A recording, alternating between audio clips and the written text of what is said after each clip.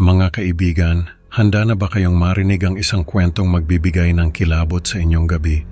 Sa episode na ito, matutuklasan natin ang lihim na tagapag-alaga ni Valerie, isang presensyang hindi niya kailanman nakita ngunit palaging nararamdaman. Habang binabasa ni Valerie ang isang lumang liham mula kay Emil, ang matalik na kaibigan ng kanyang yumaong ama, unti-unti niyang natutuklasan ang mga kakaibang pangyayari sa kanyang buhay.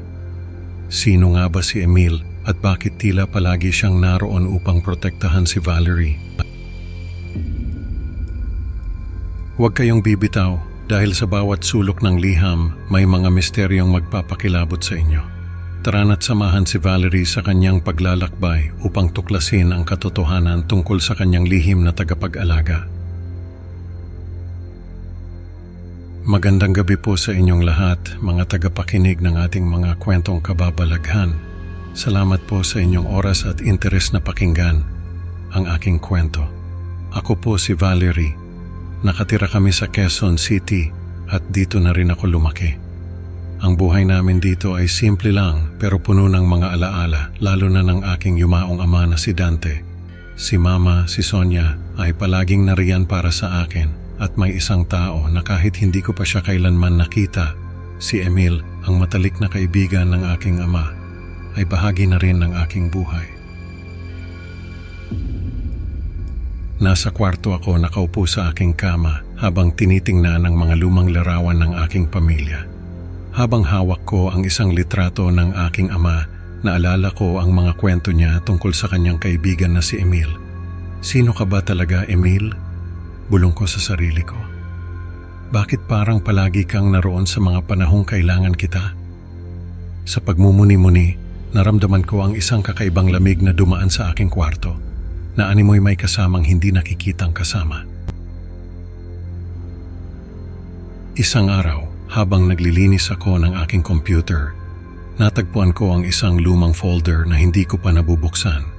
Binuksan ko ito at nakita ko ang isang liham na isinulat ni Emil. Habang binabasa ko ang bawat salita, nadama ko ang tapat at taos-pusong pagmamalasakit ni Emil sa akin. Ang mga detalye sa sulat ay nagpapahiwatig na alam niya ang bawat galaw ko, bawat takot at pangarap ko. Ako si Emil, matalik na kaibigan ng iyong ama. Nangako ako sa kanya na aalagaan kita nakasaad sa liham. Sa bawat hakbang mo, naroon ako upang protektahan ka. Habang binabasa ko ang liham, napuno ng luha ang aking mga mata. Hindi ko inakala na may isang taong nagmamalasakit sa akin ng ganito kalalim, kahit na hindi ko siya kailanman nakita. Naalala ko ang eksaktong araw na iyon, ang ingay ng mga tao at ang mabilis na pagdating ng sasakyan na muntik nang bumangga sa akin. Oo, naalala ko iyon, sabi ko sa sarili ko. Akala ko noon isa lang itong maswerteng pagkakataon na nakaligtas ako. Naalala ko rin ang isang marahas na pagtatagpo sa isang lalaki sa aming bahay sa Tondo. Ikaw ba iyon, Emil? Tanong ko sa hangin. Habang bumabalik sa akin ang mga alaala, lalo kong naiintindihan na si Emil ang aking tagapag-alaga. Nagsimula akong magtanong kung bakit kailangang manatiling lihim ang kanyang presensya. Habang tumatanda ako, nabawasan ang aking kamalayan sa presensya ni Emil. Bakit parang hindi na kita nararamdaman? Tanong ko sa sarili ko. Sa liham, ipinahayag ni Emil ang kanyang pagsisisi sa anumang hirap na naidulot ng kanyang pagkakaila. Patawad, Valerie, sabi niya, ngunit kailangan kong manatiling nakatago upang magawa kong protektahan ka. Nagsimula akong magduda sa aking mga alaala. Totoo ba ang lahat ng ito? O bunga lang ng aking imahinasyon? Tanong ko sa sarili ko. Wala akong makitang konkretong ebidensya ng kanyang presensya at tila lahat ay naglalaho sa hangin. Hindi ko alam kung ano ang iisipin ko, sabi ko sa aking ina na si Sonia. Parang lahat ng ito ay isang malaking palaisipan. Habang nag-uusap kami ni Mama, napansin ko ang lungkot sa kanyang mga mata. May mga bagay na hindi natin lubos na nauunawaan, anak, sabi niya. Ngunit alam kong si Emil ay palaging naroon para sa iyo. Sa puntong iyon, nagsimula akong maghanap ng mga sagot. Gusto kong malaman ang buong katotohanan tungkol kay Emil at sa kanyang pangako sa aking ama. Pagkatapos kong basahin ang liham, nagkaroon ako ng bagong pag-unawa sa mga kakaibang pangyayari sa aking buhay. Mama, kailangan kong malaman ang lahat ng tungkol kay Emil, sabi ko. Ano ang alam mo tungkol sa kanya? Si Emil ay matalik na kaibigan ng iyong ama, sagot ni Mama. Nangako siya na aalagaan ka matapos mamatay si Dante.